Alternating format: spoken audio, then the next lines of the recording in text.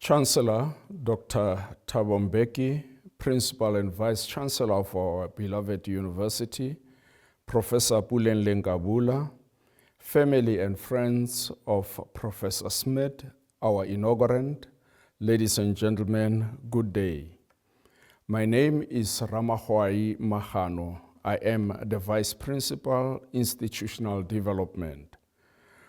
On behalf of the University Council and the Principal and Vice Chancellor, Professor Puleng Lenkabula, and the Senate of the University of South Africa, it is indeed with the greatest of pleasures that I welcome you all to this inaugural lecture, which is hosted to acknowledge the phenomenal scholarly accomplishments of Professor Smith.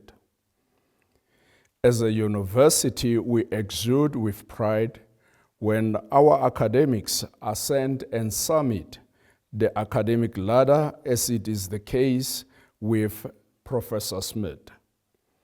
Today's lecture, which is entitled Viewing the World Differently, Bullets, Flowers, and the Advantage of a Geography Education, serves as a recognition and a testament of the high scholarly contributions Professor Smith has made in the field as an academic.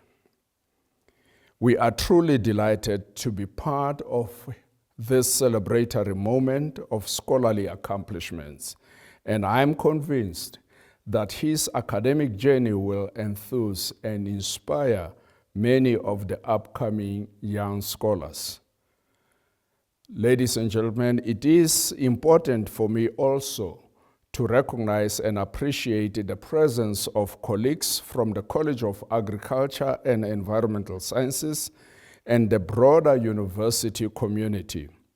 In particular, it is my honor to acknowledge and appreciate the presence of Dr. Nenwini, the chair of the Department of Geography, Professor Menz, the acting school director of the School of Environmental Sciences, and Professor Ntanganizeni Mapodi, the acting executive dean of the College of Agriculture and Environmental Sciences, who will at a later stage introduce Professor Hendrik Smith.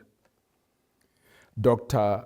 Ivan Henrico, the acting vice dean and school chair in the Faculty of Military Science at Stellenbosch University, will give a response after Professor Henny Smith would have given his lecture. In addition, it is important that we also recognize and welcome Prof. Smith's family members, friends, and associates to this important lecture who in many ways may have contributed meaningfully towards his academic journey.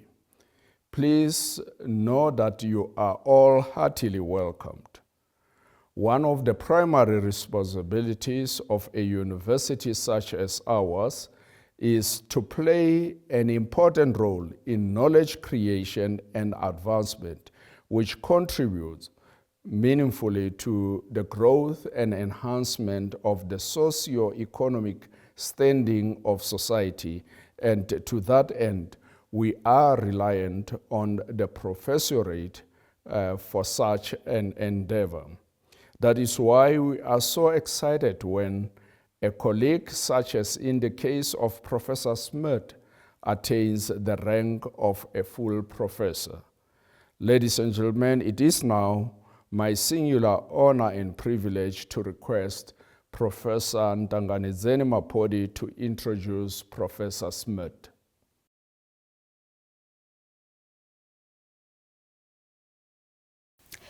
Vice Principal Professor Magano, Professor Smith, and his family, Dr. Ivan Henrico, Acting Vice Dean and School Chair, Faculty of Military Science at the Stellenbosch University. Distinguished guests, colleagues, and esteemed member of the academic community, good day. Today is a celebration day, not only for Prof. Smith's family and his friends, but also for our college and the university, as we congratulate him for his excellent work in the military geography space.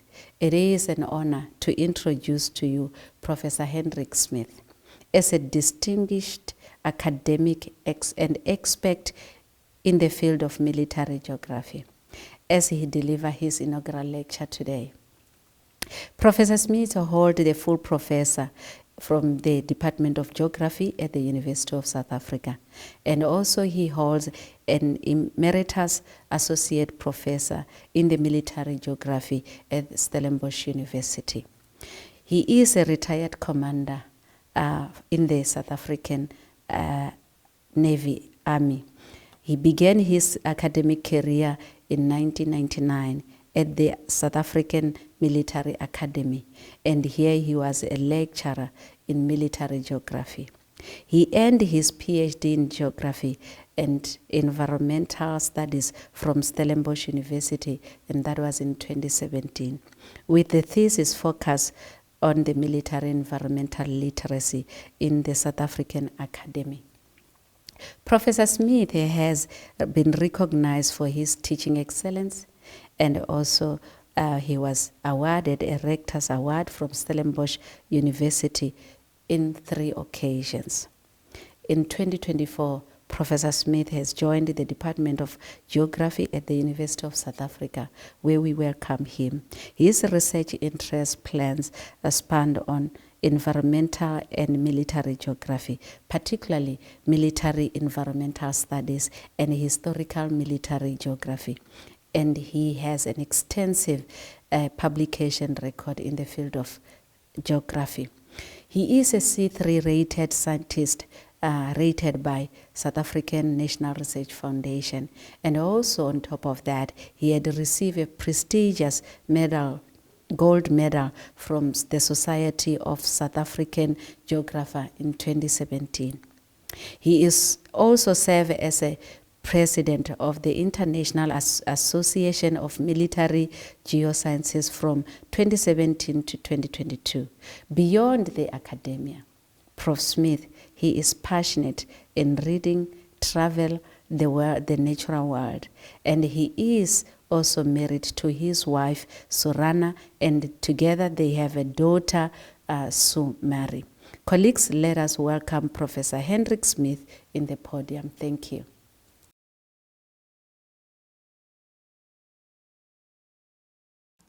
Good day, Professor Lenkabula, Principal and Vice Chancellor UNISA, Professor Magano, Acting Vice Principal Institutional Development at UNISA, Professor Mapoli, Acting Executive Dean, College of Agriculture and Environmental Sciences, Dr. Nenwini, Chair of the Department of Geography, colleagues, friends and family.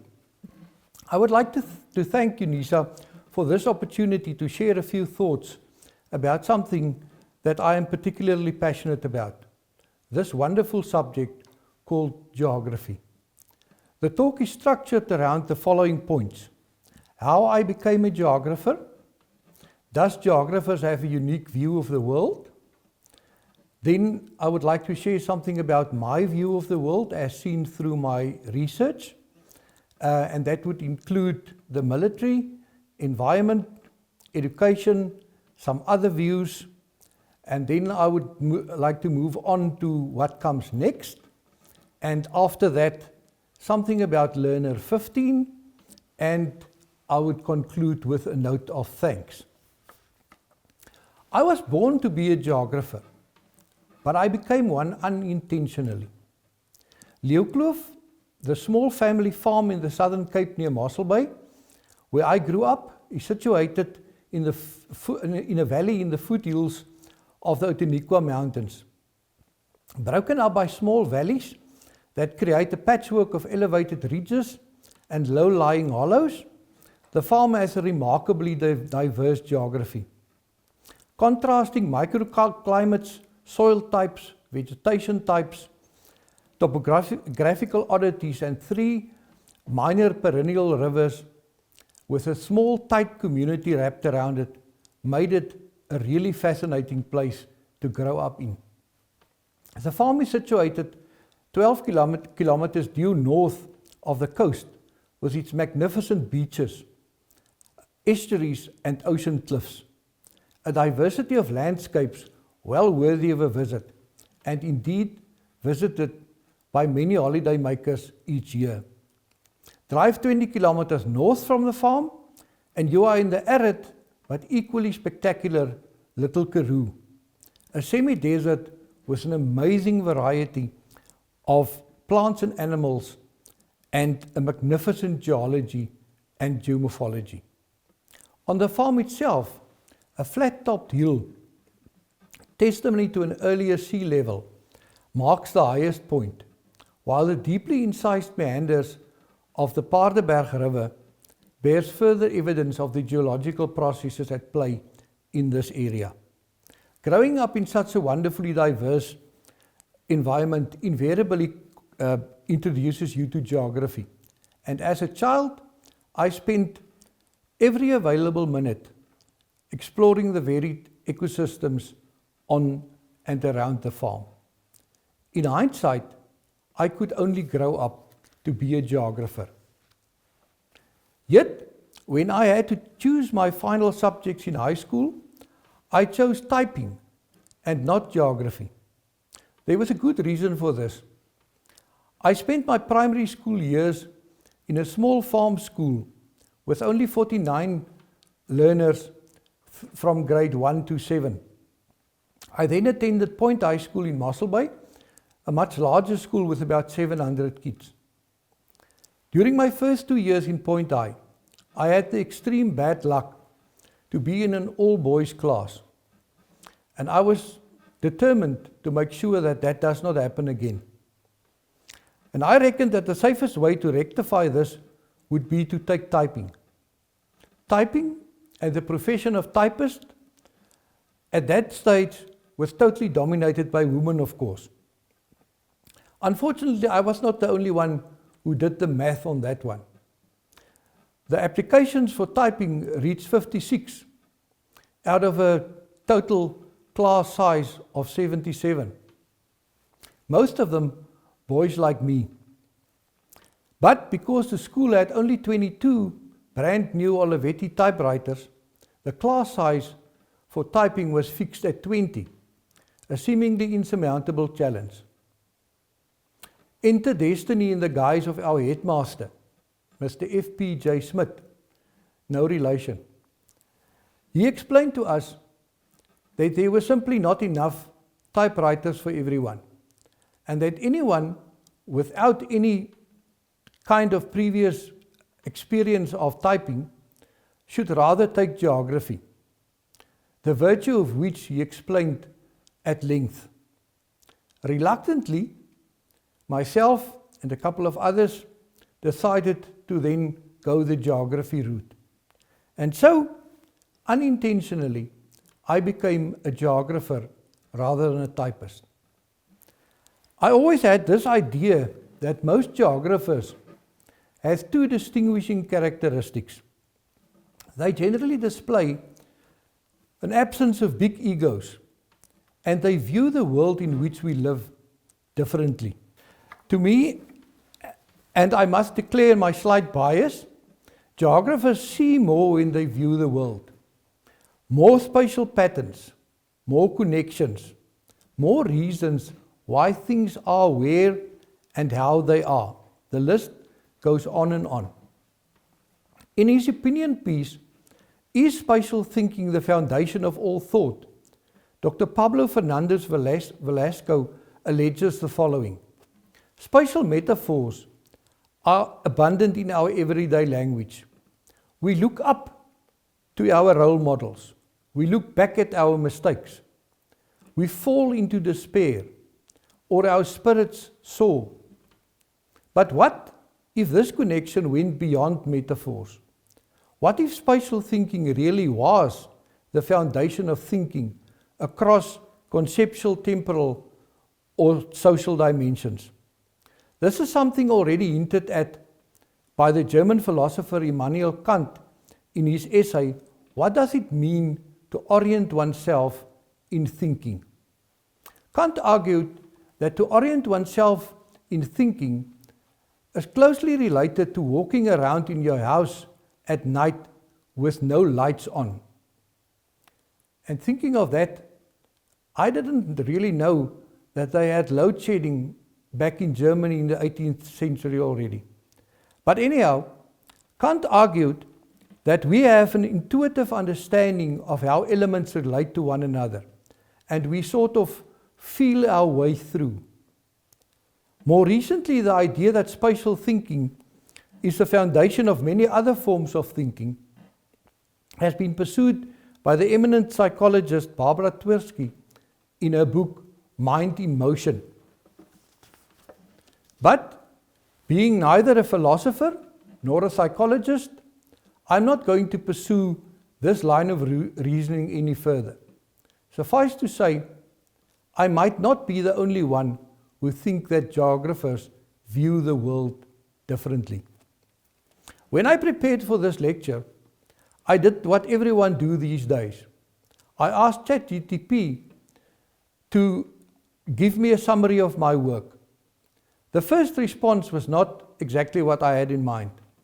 It simply stated, nothing worthwhile to report. I tried again. It said, overall, Professor Smith's work is characterized by a strong commitment to education, interdisciplinary research, and the application of geographical and environmental knowledge to real-world challenges.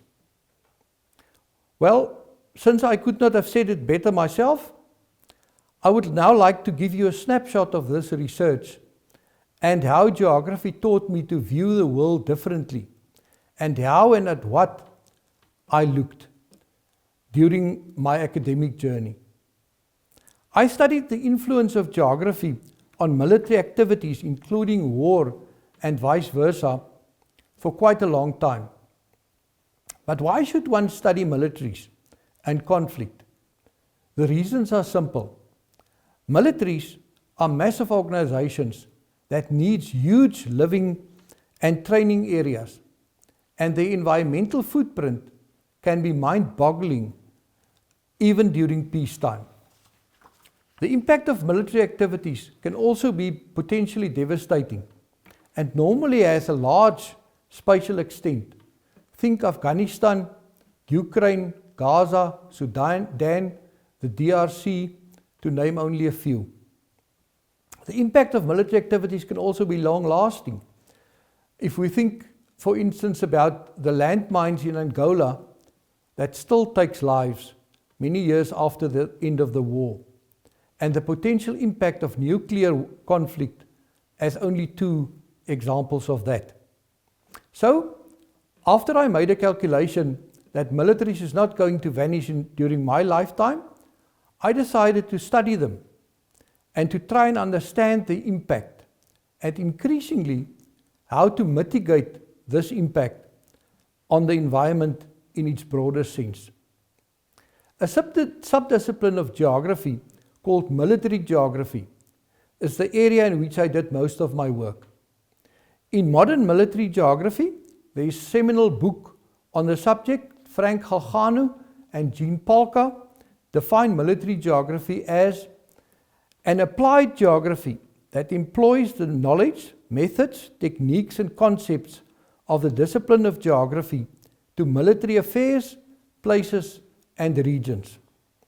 In simpler terms, I would say that military geography is when you view the military and military activities through a geographical lens. So what did I study in this regard? I published several articles and book chapters on the influence of geography on military activities, but I would just like to highlight two publications here. The first one is about two major battles fought during the Anglo-Boer War. The one in late 1899 and the other in the early 1900s. At the Battle of Magersfontein, the Boer forces entrenched themselves on the Dolerite hills and not as conventional wisdom of the time dictated in front of the hills and not as conventional wisdom at the time dictated on the hills. The reason was simply geography. During the previous battles, the Boers learned the hard way that to be on the rocks with the numerous dolerite, on the hills with the numerous dolerite rocks, afforded the British artillery an excellent target. Any artillery shells that landed in between these dolerites ricocheted off them and increased the danger to the Boers concentrated on the hills. The British was unaware of this development because of the absence of high ground in a 20-kilometer radius around the Magersfontein hills. So, after a devastating bombardment of the hills, the British attacked and were utterly surprised by the Boer force emerging virtually intact from the trenches in front of the hills. In fact, only 3 Boers were lightly wounded after a 2-day bombardment of the hills with 33 cannons. The climate also exacted a toll. The British attackers were trapped on the flat plain, and I found medical records at the National Archives in Kew indicating that at least 6 of the soldiers died not due to wounds, but to severe sunburn and heat stroke.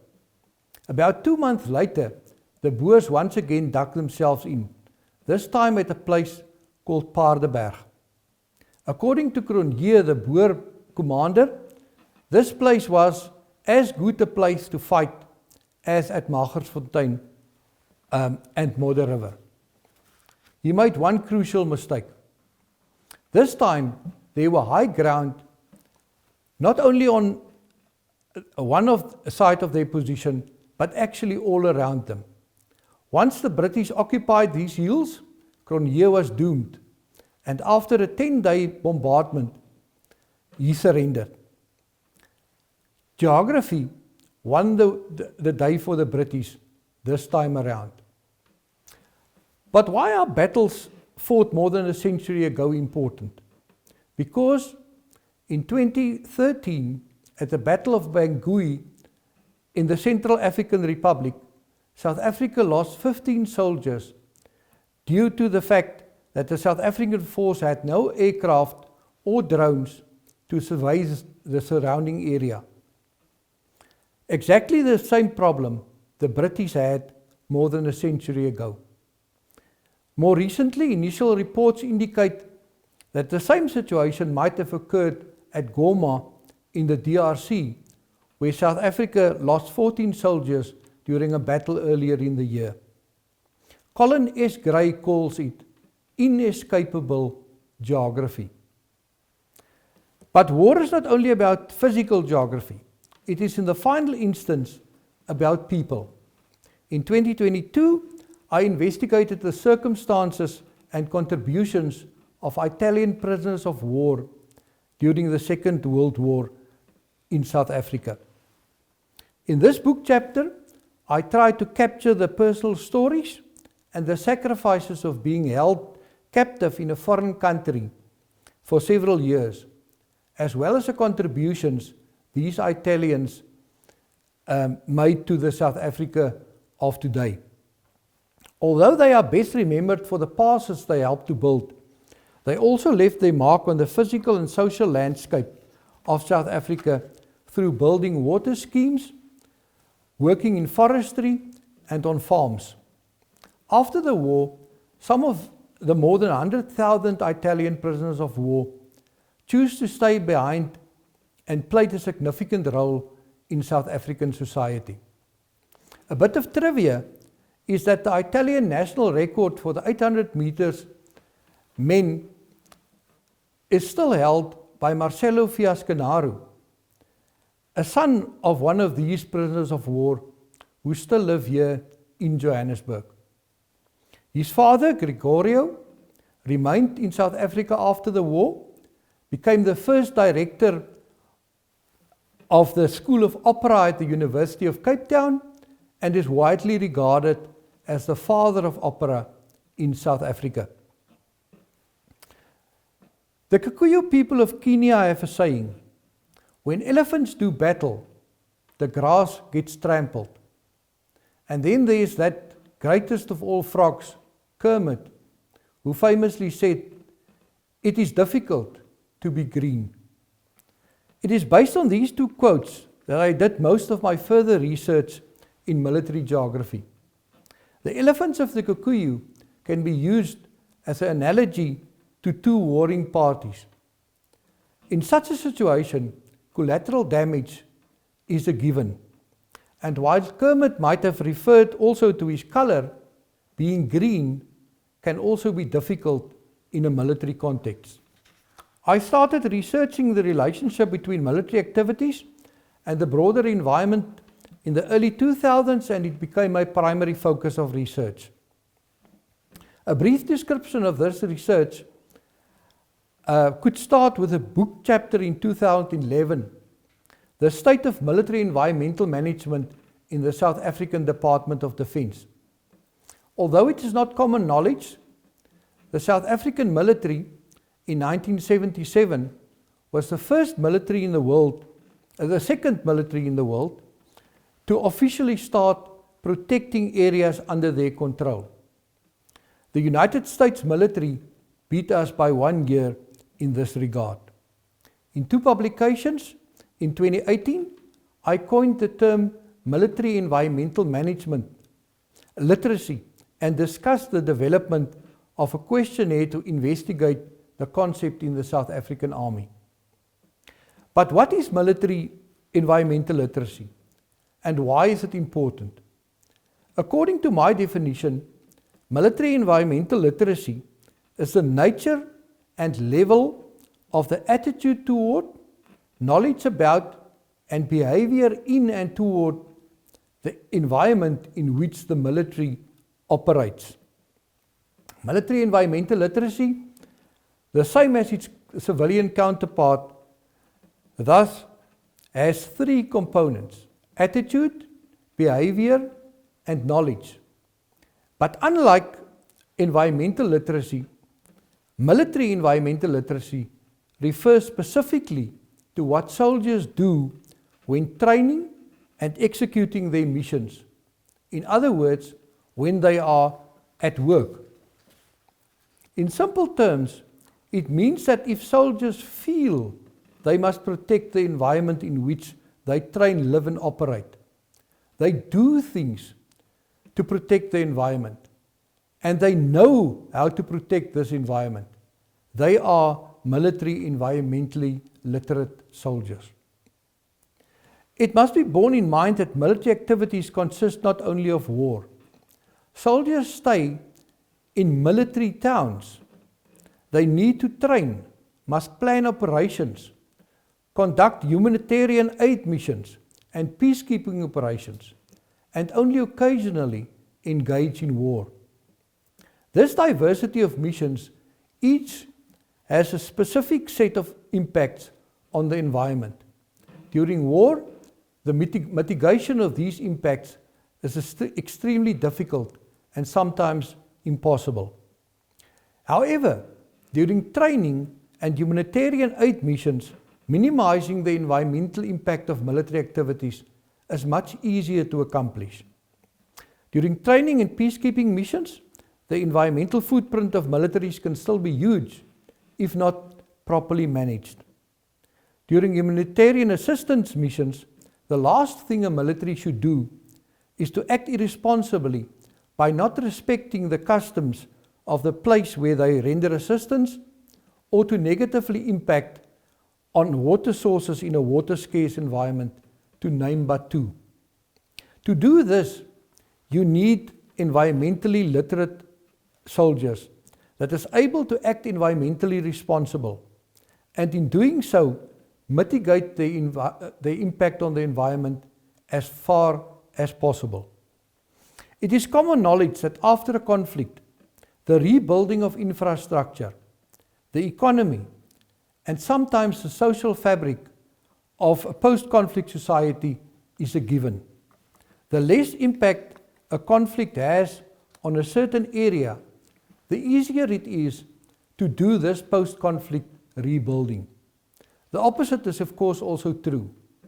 In the Ukraine and Gaza, this process will take long, and the cost will be something that's very difficult to even estimate. So, if we know that military activities have a devastating effect on the broader environment, and that at least some of these impacts can be prevented or mitigated, what should be done about it?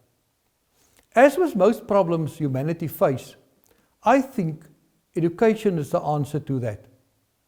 And as always, I think geography education is perfectly suited to do just that.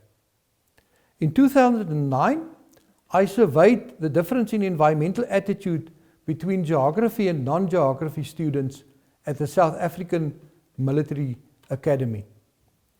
The soldiers taking geography outperformed the rest comfortably, and the gap widened with each year of geography education completed.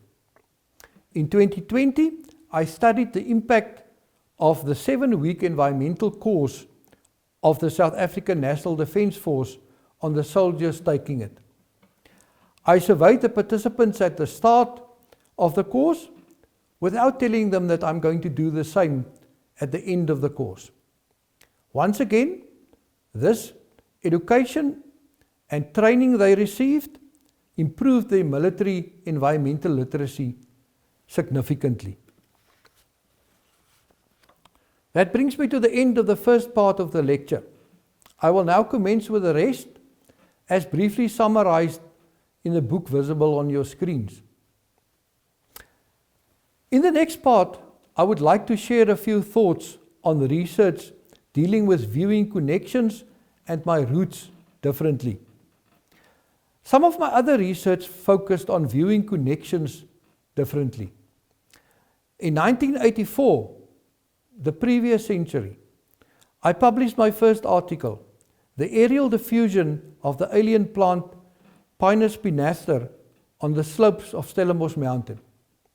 It viewed the spatial spread and diverse impacts of intruder plants in the mountains near Stellenbosch. In 2021, community responses to the annual flooding, the Ifunja, in the Kuvala-Etosha Basin of northern Namibia addressed the impacts of the Ifunja in Namibia through the eyes of the affected communities.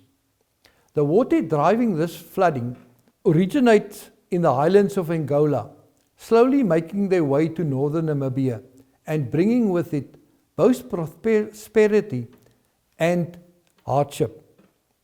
In 2024, the connection between indoor radon gas concentrations and geology and climate came under investigation in Geology and Climate, a novel method to estimate indoor radon exposure risk in South Africa. Being a geographer also taught me to view my roots differently. In 2004, we interviewed users of the small irrigation furrow supplying water to the valley in which I grew up. Incidentally, this furrow was constructed by my great-grandfather in the late 1800s. The research was published as A Furrow Runs Through It, an example of sustainable traditional irrigation in Western Cape Province, South Africa. Tellingly, the research revealed that after more than a century, the community still see the furrow as the lifeblood of agriculture and social activities in the valley it serves. An article from my master's thesis in 2007 traced the history and environmental impact of 3 passes over the Outeniqua Mountains in the area where I grew up. Finally, I tried to solve a puzzle from my earliest youth, the name of the highest mountain peak visible from our family farm by studying the different narratives from oral and written sources. Unfortunately, it's too long a story to tell here, and it's still also not fully solved. What is in a name? Engelseberg, district of Mossel Bay, oral versus written sources, was published in the South African Journal of Cultural History. Viewing the world differently. Being a geographer also physically enabled me to see the world differently. I had the privilege to visit geography departments in Annapolis, Charleston, Glasgow, Oxford, Padova, and Villanova. I lectured at the University of Namibia, the Kader Has University in Istanbul, and the United States Military Academy at West Point. I stood with a good friend and colleague at the Niagara Falls, and less than 2 weeks later was my family at the Victoria Falls. Sedan Crater in Area 51, where unfortunately they failed to show us the aliens that they keep there. The Hoover Dam, the salt mine in Austria, where countless artworks were hidden by the Nazis during the Second World War. The fort where the first shots of the American Civil War was fired, and to stand at the majestic city walls of Istanbul were all special moments in my academic journey. But if I had to pick one extra special moment, it would be when I presented a keynote speech at the 800-year-old University of Padova in Italy, in the Aula Magna, the Great Hall. It is the same venue where Galileo Galilei lectured in more than 400 years ago. I was totally overwhelmed by the intersection of so much history and geography, and frankly, I cannot remember a word I said. Being a geographer took me to Annapolis, Aviemore, and Aranos, to Glasgow, Gaborone, and George, to Hallstatt, Henties Bay, and Hopefield, to Istanbul and Isandlwana, to Las Vegas and Loch Ness, to Pisa and Polokwane, San Diego and Solitaire, to Venice and Vienna, and to Washington, Windhoek, and Williston.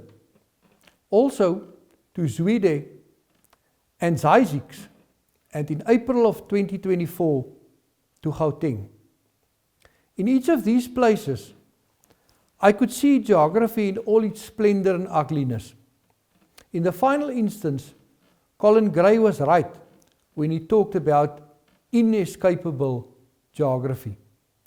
The physical manifestation of this wonderful subject is everywhere. We are shaped by it, and we shape it. Sometimes to our advantage, but, as with war, also to our detriment. So what comes next? First, we need peace. These words in the 2024 report on the Sustainable Development Goals emphasize the importance of the negative impact of military activities on virtually all Sustainable Development Goals. African spending on the military equals $51 billion in 2023, up 22% from the previous year. I have no idea how much money that is, but I do know that you can build a lot of schools, hospitals, and houses with that, and then still have some spare change to fix potholes with. The impact of military activities on the reaching of the Sustainable Development Goals is an under-researched area of investigation, and I would like to spend some time on that during the rest of my career. I would also keep on researching the military and its impact on the environment and how to prevent this impacts. 4 articles in this regard were already accepted for publication this year, with a few others in the pipeline.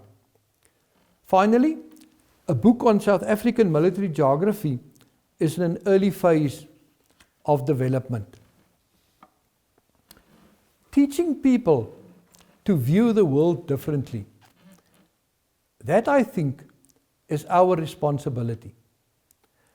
But how can we teach people to view the world differently? And what do we need to let them see the connections, the problems, and the solutions? While marking an honours project for UNISA prior to becoming a staff member, I noticed the words of Learner 15. Learner 15 was a participant in a study on geography in rural schools. According to Learner 15, whenever I travel with my family on a vacation, I get to notice different things that we study in geography. So, somewhere out there, in a small rural school, probably without the amenities that we think are needed to make a difference, there's a geography teacher diligently teaching her students to see the world differently.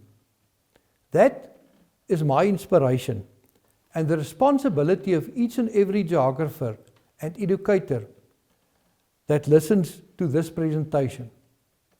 I pledge to do this in my teaching, research, and community engagement throughout the rest of my career. I thank you. I would now like to give a note of thanks to a few groups of people, taking my cue from the following three concepts. In Proverbs 17 verse 17, it says, "A friend loves always, and a brother is born for the time of adversity." And then, Umuntu, Gumuntu, Gabantu. And finally, it takes a village to raise a child. Firstly, to God, the provider of all good things, my humblest thanks. Secondly, to my wife, Surana, and daughter, Sumeri, julle is my alles.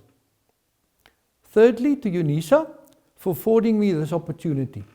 I am truly humbled to be a part of this institution. Fourthly, to my students, from whom I've learned so much. Then, to my respondent, Dr. Ivan Enrico, I want to thank him, but not unreservedly, because I'm not yet sure what he's going to say. I was fortunate to have not a village, but a whole city to raise me, although most of these people lived on farms or in small rural towns. My thanks to my late father and mother, my father-in-law and mother-in-law, and my extended family, for support and for bearing with me when I wanted to stop and look at rocks when they only wanted to get home. To all my friends, especially the very special people of the South and West Coast and the Karoo, you are always there for me, and I value you more than what you will ever know. To my former colleagues, teachers and mentors, each and every one of you helped to shape me in so many ways. I thank you from the bottom of my heart.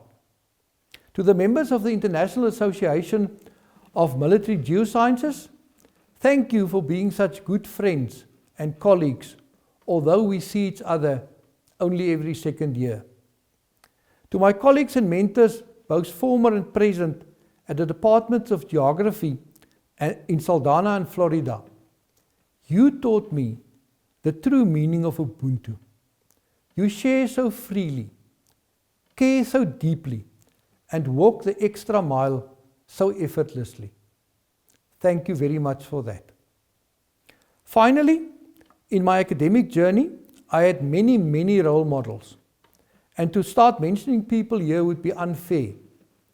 Yet, I picked a few special people that I need to just mention.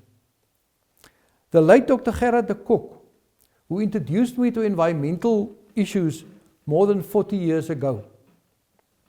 Dr. Gerard van Zyl, who dreamed with me while we were selling snoek on the West Coast. Andre Jacobs, who took the first step in the game of publishing with me. Professor Jean Palka and Dr. Ted Rose, who first introduced me to the International Association for Military Geoscientists. Professor Hannes van der Merwe, my PhD supervisor, who taught me what good supervision is like. Distinguished Professor Louis Jonker, my friend and mentor for 47 years. Professor Jacques Bezuidenhout, who shared most of my academic journey with me. Major Lebo Majani, my academic assistant, my right hand and my left hand, and my feet during my last couple of years at the Faculty of Military Science in Saldanha. Finally, and I know it's the second one, I enjoy this wonderful gift called life because of all of you whom I mentioned in this note of thanks. I thank you.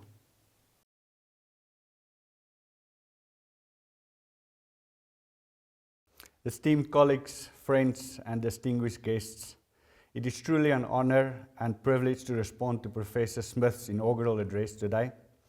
Inaugural lectures are deeply symbolic milestones, both a celebration of academic achievement and an opportunity to reflect on a lifetime of intellectual curiosity, research, teaching, and mentorship. Today we witnessed a perfect example of this tradition through the insightful reflections and scholarly richness shared by Professor Smith. But before I delve into the heart of my response, allow me a brief reflection on my personal connection with Professor Smith. Our paths first crossed in 1999 when I had the good fortune of being one of his undergraduate military geography students. In those early lectures, he already exhibited a very rare combination of clarity, curiosity, and the passion for the discipline, traits that would come to define his academic legacy. After graduation, we momentarily lost contact, but fate had more in store. Almost 2 decades later, in 2018, I returned to the Faculty of Military Science as a lecturer in the Department of Military Geography, and suddenly we were colleagues. But it did not take long for our relationship to deepen beyond the confines of the workplace. Professor Smith quickly became not just a colleague, but a trusted mentor and a cherished friend. His wisdom, patience, and encouragement have profoundly shaped my academic career. From helping me navigating the intricacies of scholarly publishing to simply being available to listen, guide, and inspire. And while much can be said about his academic guidance, it is his human side that I admire most. Professor Smith is above all a family man. His love and commitment to his wife, Surana, and daughter, Sumeri, shine through everything he does. It is evident that their unwavering support and deep sense of connection have been essential pillars in his life. I have no doubt that without them, his journey would have looked a bit different. Their presence is not only acknowledged, it is deeply honored today. Now turning to his lecture, Viewing the World Differently, Bullets, Flowers, and the Advantage of a Geography Education. Professor Smith masterfully intertwined personal anecdotes with academic insight. He reminded us that the path to one's calling is not always direct. His humorous style of opting for typing, motivated more by teenage social calculations than subject interest, and finding himself in geography by accident is one many of us can relate to. Yet, what may have started as an accident blossomed into a lifelong commitment to one of the most important disciplines in understanding the world. His story clearly reminds us of how seemingly trivial moments can profoundly shape our lives. Professor Smith's work reminds us that geographers do indeed see more. They interpret not just what is, but why is it, uncovering spatial patterns, causal connections, and the deeper meaning embedded in landscapes, environments, and societies. Nowhere is this more evident in the research on military geography. Through compelling case studies such as the Battle of Magersfontein and Paardeberg, he expertly demonstrated how geography can be the difference between victory and defeat. He reminded us of the 2013 Battle of Bongai, powerfully illustrating the continuing relevance of terrain analysis, strategic spatial awareness, and the concept Colin S. Gray referred to as inescapable geography. These examples do more than recount history. They offer practical lessons for today's military leaders and decision makers. Equally compelling was Professor Smith's focus on environmental literacy within the military. His introduction of the concept of military environmental literacy, encompassing attitude, behavior, and knowledge, provides a valuable framework for cultivating more responsible, sustainable military practices. His research in this area, grounded in empirical data from South African defense units, reminded us that soldiers are not just agents of state policy. They are also environmental actors whose actions leave lasting footprints, whether during peacekeeping, humanitarian missions, or conflict. What struck me as particularly forward-looking was Professor's connection between geography, military activity, and the Global Sustainable Development Goals. Professor Smith's reflection on the environmental cost of conflict and the critical need to prevent or mitigate the impact of military activities remind us that military geographers have an increasingly vital role to play in shaping a more powerful and sustainable world. This is a powerful and timely message. He's committed to continuing this line of research ensures that geography remains not only relevant, but necessary to achieving these goals. Beyond research, Professor Smith's address also made a passionate case for geography education. The story of Learner 15, a student who, thanks to a diligent rural teacher, began to notice the world differently on family holidays. This serves as a quiet but moving reminder of the transformative power of education. It is not just about transmitting facts. It is about awakening curiosity, nurturing critical thinking, and providing the lens through which the next generation will view and respond to the world's challenges. Professor Smith concluded by reminding us of our duty, not just as researchers, but as educators and as citizens, to teach others to view the world differently. This call resonates deeply with all of us who are privileged to work in higher education. The responsibility to inspire, to provoke thought, and to cultivate deeper understanding has never been more urgent than it is today. As we celebrate Professor Smith's achievements today, his inaugural address serves as a powerful reminder to our collective responsibilities to educate, to challenge, and to contribute meaningfully to the world around us. Geography, as he so eloquently reminded us, is not merely a subject. It is a way of thinking, of perceiving, and engaging with the world. It is a discipline of connection between people and places, between history and present, and between action and consequences.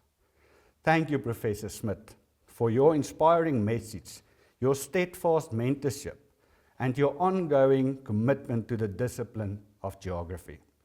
Congratulations on your appointment as a Professor of Geography at the University of South Africa. May the next chapter of your academic career and journey continue to be as inspiring and enriching and impactful as the one we celebrate here today. I thank you.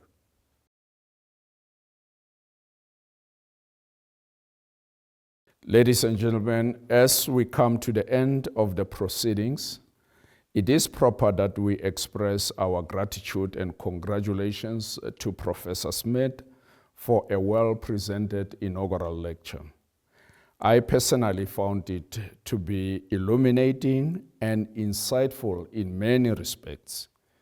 On behalf of the University Council and Senate, we welcome you, Professor Hendrik Adolf Petros Smith, to the rank of the professorate, and we want to implore you to make meaningful use of the recognition and privileges attached to it.